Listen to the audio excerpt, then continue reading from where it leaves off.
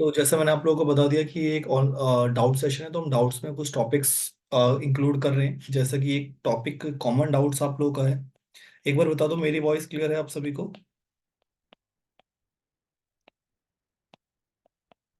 First yes. Is क्या? Okay जी। First is Kepler's law of planetary motion, कि Kepler's का प्लेन लॉ क्या कहता है प्लेनेटरी मोशन के लिए। सबसे पहले हम वो डिस्कस करते हैं। तो देखो यार, कैपलर्स ने 3 लॉ डिफाइन करे हैं। फर्स्ट, हम पहले फर्स्ट के बारे में बात करते हैं। तो फर्स्ट को हम बोलते हैं लॉ ऑफ ऑर्बिटल्स, या फिर लॉ ऑफ ऑर्बिट्स भी कहा जाता है इसको। तो कहता क्या है first law? All planets all planets move in elliptical orbit. All planets move in elliptical orbits with sun situated at one foci of the ellipse. तो अब यहाँ पे हमारे पास एक क्वेश्चन निकल के आता है कि सर इलिप्स क्या है। इसके बारे में तो हमने ज्यादा पढ़ा नहीं है, राइट? तो कोशिश करते हैं कि हम एक बार देखते हैं कि इलिप्स होता क्या है, राइट? कि क्या है इलिप्स। सो इस फिगर को हम लोग बोलते हैं इलिप्स, ठीक है? इलिप्स को थोड़ा सा और ब्रेक डाउन करते हैं और सीखते हैं कि इलिप्स के अंदर हम और डिटेल में कितना जा सकते हैं। सो इसको हम बोलते हैं मेजर एक्सिस। पूरी को मेजर एक्सिस बोलते हैं, तो हाफ हो गया तो आप जानते हैं उसको हम बोलते हैं half. R N, please camera off कर लीजिए अगर पॉसिबल हो तो। या फाइन। एंड इसको हम बोलते हैं minor axis, right? So major axis की जो टोटल लेंथ होती है वो आपके सामने क्या होती है, बताइए जरा। मेजर एक्सिस की सर क्या टू होगी? A. Sorry, sir two A.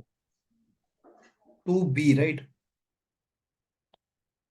This is b and this is also b। So जो टोटल लेंथ हो गई वो हमारे पास हो गई, length of major axis is 2b। And अगर हम हाफ की बात करेंगे तो आप जानते हैं 2b/2 which is b, right? Correct. So उसके बाद, ठीक है, ये था फर्स्ट लॉ, जो बोलता है कि जो सारे प्लैनेट्स हैं वो सन के अराउंड एक इलिप्टिकल पाथ में मूव करते हैं, और उनका जो फोकस है वो इलिप्स के, यहाँ पे गाइस इलिप्स वो फिगर है, इसके दो फोकस होते हैं। एक है हमारे पास F1, एंड दूसरा जो हमारे पास है वो है हमारे पास F2। क्लियर है? वंश प्लीज वीडियो ऑफ कर लीजिए। अब हम बात करते हैं सेकेंड लॉ की, कि सेकेंड लॉ क्या कहता है। सेकेंड लॉ कहता है, it states that it states that guys, ये डाउट्स क्लास है, हम ऑलरेडी ये टॉपिक्स मल्टीपल बार पढ़ चुके हैं, दैट्स वाई मैं आपको थोड़ा सा तेज पढ़ा रहा हूँ, कि जिसकी वजह से हम एक रिव्यू कर लें केवल। It states that line joins any planet to sun sweeps equal. Guys sweeps का मीनिंग होता है कवर, क्लियर है? या फिर हम बोलते हैं ना स्वैप्ट कर लिया, स्वैप्ट यहाँ का मीनिंग है कि कवर इक्वल एरिया। इस लॉ को हम लोग लॉ ऑफ एरिया के नाम से भी जानते हैं, बिकॉज हम इस लॉ में एरिया का डिस्कशन या उसका पार्ट के बारे में बात करते हैं, right? So sweeps equal area in equal interval of time, right? For example, अगर मैं बात करता हूं इलिप्स की, अभी हमने इलिप्स के बारे में पढ़ा थोड़ा सा,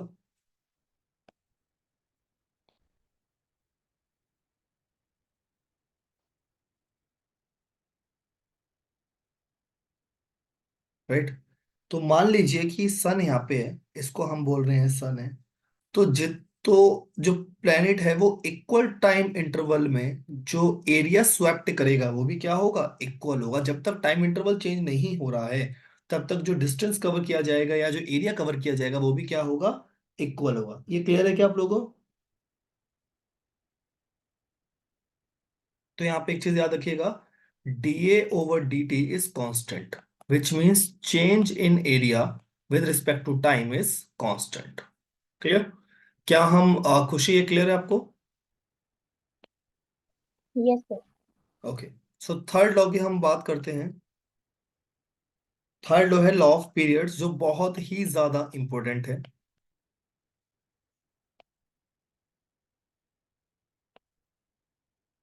बहुत सारी बुक्स में जो डिनोशन है वो 2a भी शो कर सकता है, तो आपके ऊपर है, आप इसको b भी ले सकते हैं, तो इसमें कोई बहुत बड़ी दिक्कत नहीं है। क्लियर है, तो आप इसको b भी बोल सकते हैं। तो यहाँ पे मेजर एक्सिस को एज पर एनसीईआरटी की हम बात करें, अगर हम एज पर एनसीईआरटी की अगर हम बात करते हैं, तो आप यहाँ पे a लेके चलिएगा प्लीज। क्लियर है, बट डिनोशंस है तो डिनोशन से कोई फर्क पड़ता नहीं है। लॉ ऑफ पीरियड्स, तो जिन लोगों ने अभी अभी ज्वाइन किया है, मैं एक बार उनको बताना चाहता हूँ कि एक डाउट सेशन है, तो डाउट सेशन में हम रैंडम, मेरे पास जो टॉपिक्स आए हैं उन टॉपिक्स की कलेक्शंस में आपको कुछ रिव्यू करवा रहा हूँ। थोड़ा सा तेज चलेगा क्लास का पेस, बिकॉज क्लास हम ऑलरेडी ये चीज कवर, क्लास में भी ऑलरेडी कवर कर चुके हैं, ऑफलाइन सेशंस में भी। सो थर्ड लॉ कहता है it states that square of a time period of revolution. आप सभी रिवॉल्यूशन को बहुत अच्छे से जानते हैं, क्योंकि छोटे क्लास से आप लोग रिवॉल्यूशन के बारे में पढ़ के आ चुके हैं। ऑफ अ प्लेनेट, इस लॉ की इक्वेशंस इस लॉ के डेफिनेशन से ज्यादा इंपॉर्टेंट है, क्योंकि कई बार छोटे जो सवाल होते हैं, जो न्यूमेरिकल्स होते हैं, वो इस इक्वेशंस पे भी आपको देखने को मिलते हैं। तो वो क्या बोलता है, सेमी मेजर एक्सिस। आर्यन, अभी मैंने आपको मेजर एक्सिस की लेंथ निकालना सिखाया था कि लेंथ कैसे हम निकालते हैं, तो आप बता सकते हैं कि सेमी मेजर एक्सिस की लेंथ क्या होगी? Sir B. बी नहीं, ए। एज पर बुक डिनोशंस हम ए लेंगे। क्लियर है? तो yes T sir. Square directly proportional to A cube, which means कि अगर हम डिस्टेंस को बढ़ा देंगे, हम सेमी मेजर एक्सिस जो डिस्टेंस है उसको इंक्रीज कर देंगे, तो हमारा जो टाइम पीरियड है उसको कवर करने के लिए वो भी क्या हो जाएगा, इंक्रीज कर जाएगा। अगर डिस्टेंस कम हो जाएगा तो हमारा टाइम पीरियड है वो डिक्रीज कर जाएगा। जब ये साइन हटेगा तो यहाँ पे क्या लगेगा, एक प्रोपोर्शनलिटी कांस्टेंट विच इज के हेयर। सो ये जो इक्वेशन से काफी ज्यादा इंपॉर्टेंट आपके एग्जाम पॉइंट ऑफ व्यू से भी है, कभी कभी एक एक दो दो नंबर के जो सवाल है वो उसके ऊपर आ जाते हैं। उम्मीद करता हूँ कि आप लोगों को ये क्लियर होगा। Jatin, yes sir. चलिए, अब हम देखते हैं कि एनर्जी की हम बात करते हैं कि टोटल एनर्जी अपने पास सैटेलाइट कितना रख रहा है, राइट। हम एनर्जी की थोड़ी सी डेरिवेशन देखते हैं। आर्यन, कैपलेट्स लॉ आपके डाउट से जो हम ऑलरेडी कवर कर चुके हैं, right. Yes sir. Energy possessed by an by a satellite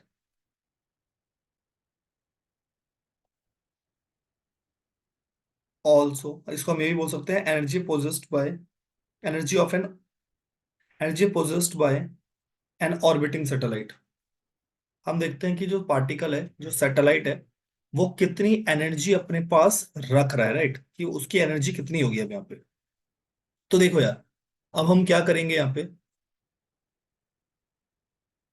मान लो कि एक हमारे पास, क्लियर है, ये हमने सेंटर इसका मान लिया, this is O and this is radius R. तो मान लीजिए कि एक सैटेलाइट है जो ऑर्बिट के चक्कर लगा रहा है, तो उसके पास कितनी एनर्जी होगी वो हम लोग को निकालनी है, राइट। हम लोग law of conservation of energy पढ़ के आ चुके हैं छोटी क्लासेस में। संयम, क्या आप मुझे बताएंगे law of conservation of energy क्या होती है बेटा? सर की एनर्जी कभी भी जनरेट नहीं कर सकते और ना ही हम एनर्जी को डिस्ट्रॉय कर सकते हैं, बस वो अपनी फॉर्म चेंज करती है। Very good. और यहाँ सर पे, एनर्जी हमेशा कंजर्व रहेगी। जी, और यहाँ पे हम टोटल एनर्जी निकालते हैं, तो आप जानते हैं टोटल एनर्जी हम कैसे निकालते हैं, काइनेटिक एनर्जी प्लस में potential energy, right. Potential energy. जी, आप जानते हैं काइनेटिक एनर्जी का फॉर्मूला जो हम लोगों ने पढ़ रखा है, half M V square, right. हमने अब ऑलरेडी ऑर्बिटल वेलोसिटी हम पढ़ के आ चुके हैं। मैं बार बार रिपीट कर रहा हूँ गाइस, एक डाउट क्लास हो रही है, तो डाउट क्लास के अंदर हम उन टॉपिक्स को ही कवर कर रहे हैं जो बच्चों के कॉमन डाउट्स हैं, राइट। तो किसी को ये डाउट ना है कि वी स्क्वायर की वैल्यू कहाँ से डाली है, क्योंकि हम ऑलरेडी ऑर्बिटल वेलोसिटी को पढ़ के आ चुके हैं। क्या हम इस वैल्यू को यहाँ पे सब्स्टिट्यूट कर सकते हैं? अब एक क्वेश्चन आता है कि सर क्यों हम ऑर्बिटल वेलोसिटी ला रहे हैं, बिकॉज ऑर्बिटल वेलोसिटी क्या होती है, the velocity acquired by the body to just revolve around a particular orbit. तो यहाँ पे हमारा जो सैटेलाइट है वो अर्थ के अराउंड रिवॉल्व कर रहा है, जब वो अर्थ के अराउंड रिवॉल्व करेगा जब वो अर्थ के अराउंड रिवॉल्व करेगा तो क्या होगा, वो एक चक्कर लगाएगा। जब चक्कर लगाएगा तो एक सेंट्रीपिटल फोर्स लगेगा। हम लोग सेंट्रीपिटल फोर्स पढ़ चुके हैं। और खुशी, आप बताओगे सेंट्रीपिटल फोर्स क्या होता है? सर सेंट्रीपिटल फोर्स वो होता है जब एक बॉडी जो है एक ऑब्जेक्ट के अराउंड घूम रही होती है, तो जो सेंटर पे जो फोर्स लगता है उस बॉडी पे सेंटर से, उसको हम सेंट्रीपिटल फोर्स कहते और हैं। सेंट्रीपिटल फोर्स किसी भी एक ऑब्जेक्ट के सर्कुलर मोशन में करवाने के लिए मैंडेटरी है। अगर सेंट्रीपिटल फोर्स नहीं लग रहा है तो वो जो ऑब्जेक्ट है वो सर्कुलर पाथ में ऑर्बिट चक्कर या ऑर्बिट या फिर चक्कर नहीं लगा पा रहा है। ये क्लियर है आप लोगों को? हम यहाँ पे क्या वैल्यू डाल सकते हैं, आगे Yes, सॉल्व sir. कर सकते हैं? यस एंड नो बोलो भाई। ये वी स्क्वायर की वैल्यू गिवन है ऑलरेडी हमें। तो हमारे पास क्या आ गया, ये जी एम। गाइस दोनों एम डिफरेंट है, तो मैं आपसे रिकमेंड करूंगा कि आप एम को, एक एम को स्मॉल एक एम को कैपिटल लिखिएगा, प्लीज कंफ्यूज मत हो जाइएगा। By 2 R E plus H. मुझे लगता है कि क्वेश्चन नंबर 1 तक किसी को कोई डाउट नहीं होगा। रुद्रांश, No, sir, कोई डाउट नहीं है।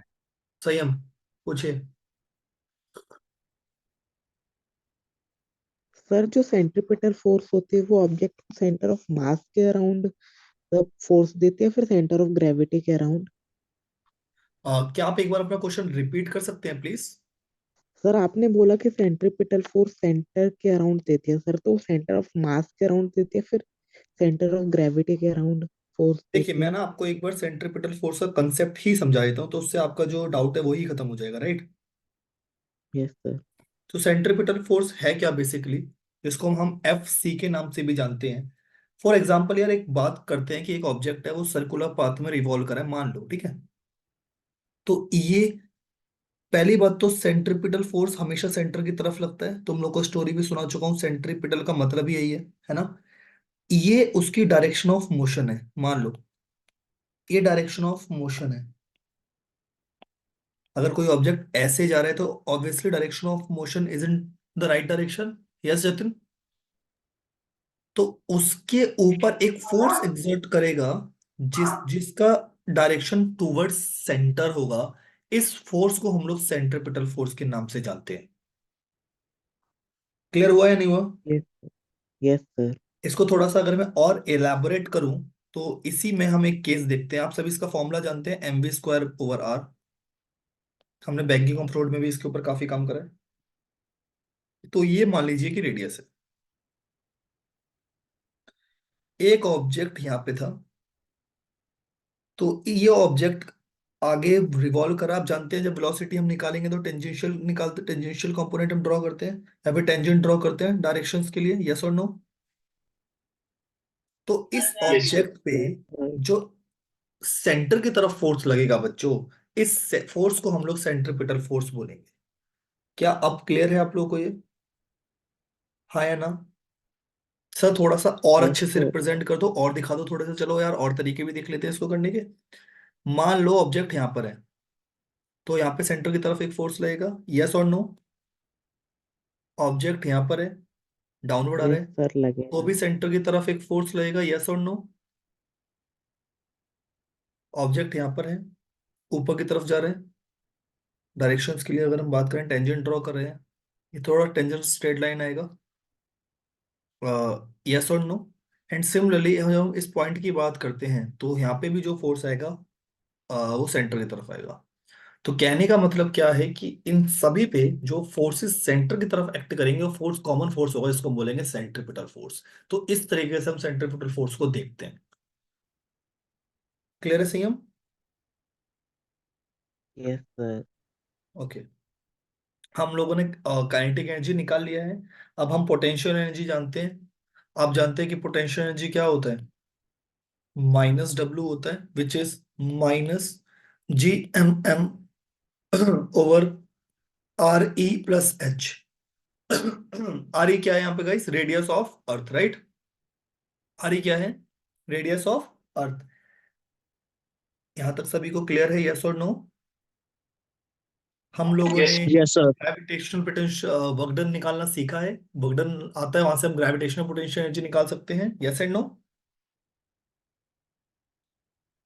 क्या हम यहाँ से टी ई निकाल सकते हैं बच्चों? एक बार सॉल्व करेंगे क्या? अगर मैं आप लोगों को 30 सेकेंड्स दूं तो कोई मुझे बताएगा फाइनल आंसर कितना आएगा? कोई बताएगा अगर मैं फाइनल 30 सेकेंड्स दूँ आप लोगों को तो? चलिए मैं देता हूँ आप लोगों को, आपका टाइम स्टार्ट हो चुका है, बताइए। तो इसका आंसर आएगा GMM/RE+H। कैसे माइनस का प्लस का सर? उस माइनस प्लस में ही खेल है।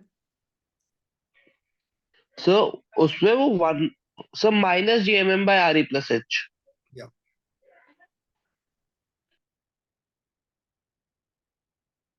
राइट।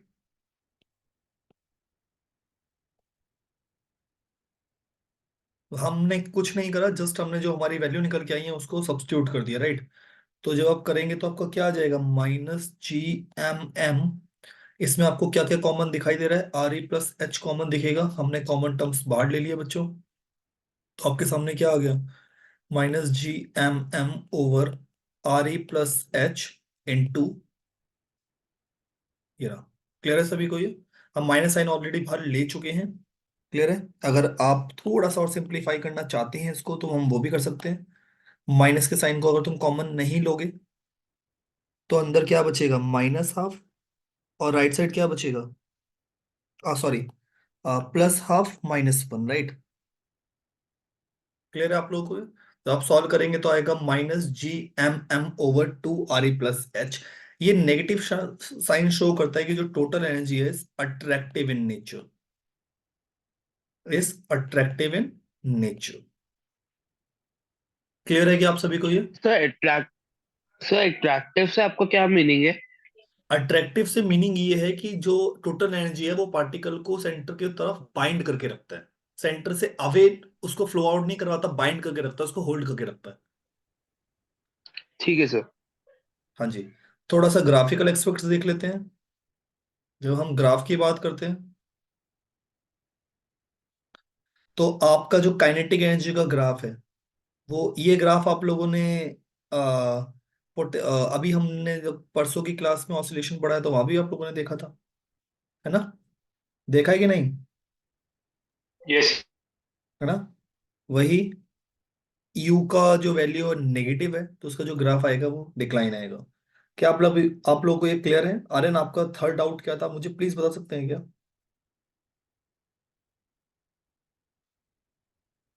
गाइस इंडिविजुअली डाउट्स लिए जा रहे हैं बिकॉज आप लोगों के डाउट्स ऑलरेडी कवर हो चुके थे, आर्यन ने 1-2 क्लास मिस करी है, तो इस वजह से उसके डाउट्स लिए जा रहे हैं। अब अगला डाउट है पॉइजन्स रेशो। बड़ा इंपॉर्टेंट कंसेप्ट है और बहुत ही ज्यादा जरूरी भी है, और बच्चों को ये बहुत ज्यादा आसानी तो से समझ में एक्चुअली भी नहीं। उसमें एक फर्स्ट टॉपिक भी है, वर्टिकल सर्कल। हाँ जी, हाँ जी, उसको भी कवर करेंगे, उसको भी कवर करेंगे अभी हम। Okay sir.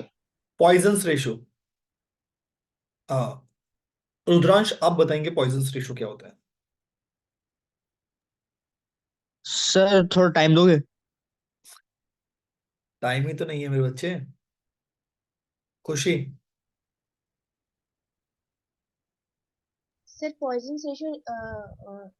रेशो होता है लेटरल स्ट्रेन और लेटरल सोचो सोचो, थोड़ा सा स्ट्रेस। दिमाग लगाओ। इजी है सवाल यार, लगाओ ना दिमाग थोड़ा सा, हम पढ़ तो चुके हैं ना सर क्लास में। Lateral stress to the longitudinal strain. Yeah, very good, very good. So it is the ratio of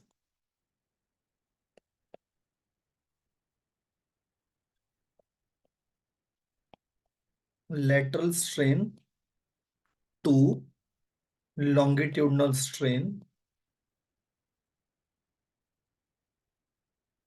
exerted in a body when it is stressed, right? Clear है आप लोगों को ये? Yes. अब देखो यार, रेशो है तो पॉसिबल है कि इसकी कोई यूनिट भी नहीं होगी। आप लोग जानते हैं यूनिट होगी कि नहीं होगी? नहीं होगी यूनिटलेस सर। क्वांटिटी है ये, है ना? सर नहीं। तो हाँ जी, mu equals to, unitless quantity है, mu equals to lateral strain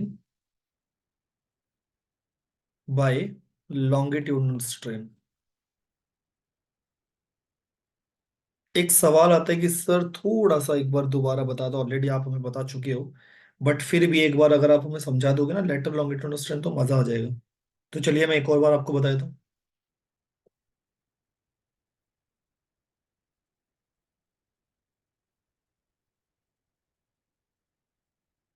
longitudinal strain आप लोग जानते हैं, जो हमारा चेंज आता है लेंथ के अंदर, उसको हम लॉन्गिट्यूडिनल स्ट्रेन के नाम से जानते हैं। यस एंड नो बोलो भाई। Yes Yes. सर। ठीक है। और लेटरल स्ट्रेन कौन बताएगा? जतिन आप बताएंगे क्या? जतिन? गाइस देखो, मैं तो Yes, sir. बता दूंगा, बट दिमाग आप लोगों को यूज करना है, पेपर आप लोगों का है। आप लोग ट्राई तो कीजिए एटलीस्ट। तो लॉन्गिट्यूडिनल स्ट्रेस होता है डेल्टा एल बाय एल। जी जी बताइए। चलिए कोई बात नहीं, बताता हूँ। हम लेटरल स्ट्रेन की जब बात करते हैं, तो लेटरल स्ट्रेन को जब हम ब्रेकआउट करते हैं तो क्या है, देखो यार, हम एरिया ऑफ क्रॉस सेक्शन पढ़ चुके हैं ऑलरेडी सभी।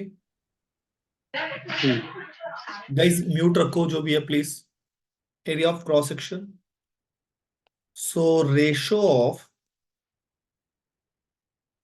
Change in diameter of a circular bar of a material, which means यहाँ पे जो डायमीटर में जो चेंज आया है ना, सर्कुलर बार का area of cross section, right, उसके रेशोस को हम लोग क्या कहते हैं, to its diameter due to deformation. देखो यार, पहली बात क्या है कि किस किस का रेशो है, एक तो सर्कुलर बार है उसके डायमीटर का रेशो है, एंड दूसरा क्या है, जो डिफॉर्मेशन हुआ है उसके डायमीटर का जो रेशो है, इसको हम लोग क्या कहते हैं, लेटरल स्ट्रेन। क्लियर है क्या सभी को? आया ना बोलो भाई। डिफॉर्मेशन लॉन्गिट्यूडनल डायरेक्शन, क्लियर है? यस और नो?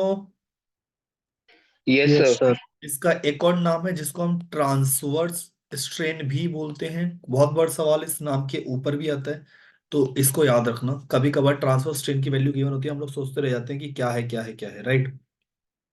आप लोग जानते हैं लेटरल स्ट्रेन का फॉर्मूला होता है delta D over D. Clear है? सिमिलरली हम अगर पॉइजन रेशो पे जाएंगे तो पॉइजन रेशो म्यू किसके बराबर हो जाएगा? डेल्टा, बताओ, delta D over D over delta L over L, right? Yes और नो? यस। यस और नो? Yes sir. है ना? तो ये आपका आंसर है। ये आपका रिक्वायर्ड फॉर्मूला अगर आप बनाओगे तो ये आपका म्यू का फॉर्मूला बन जाएगा, L delta D by D delta L. Clear है? तो यस ये सर। एक डाउट था पॉइजन रेशो आप लोगों का, राइट।